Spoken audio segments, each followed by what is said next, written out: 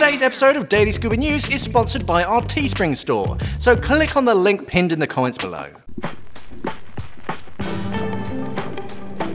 Hey everyone, and welcome to today's episode of Daily Scuba News. So we have some fresh new Great Barrier Reef news for you, and guess what? It's not good news! Again!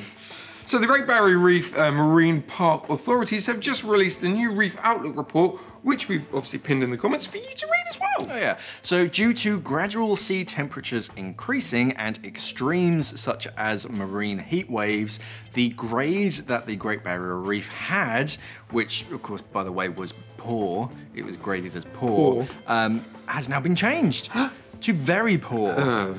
So the report recognises even more habitat loss than ever before. The seagrass meadows remain as very poor condition, and the coral that is left is dying at a greater rate.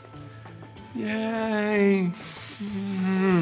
But it's not all total doom and gloom, even though it kind of is. Though the report acknowledges signs of recovery in some species, such as humpback whales and southern turtles, which is good, and 60% of the 31 ecosystem processes that remain in a good to very good condition. So all the bits that they're trying to do are doing okay. They're doing okay. 60% of them are hitting the mark as of recording.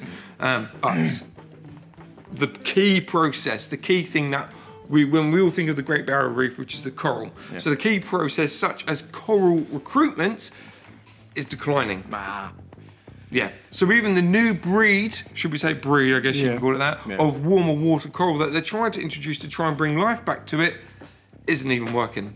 They're dying. So now Queensland governments are investing more than £1.1 billion over the next decades to help the reef, but we all fear that, we all fear at Simply Scuba it's going to be a little too late. Yes. The damage has already been done, and clearly trying to get new coral to grow isn't working.